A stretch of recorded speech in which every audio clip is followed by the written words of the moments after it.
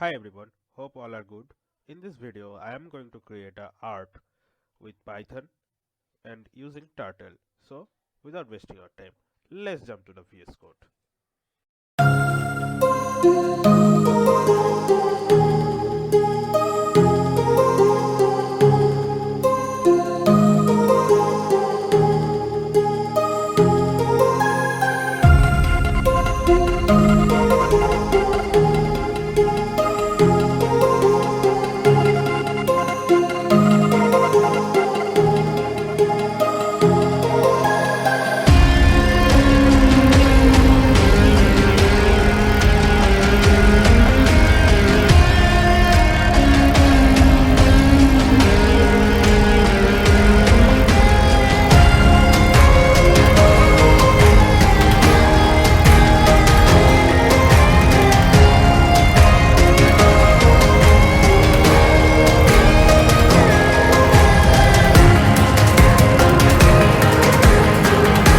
If you like this video, give a like, subscribe to my channel and comment down, and I will meet you in next video.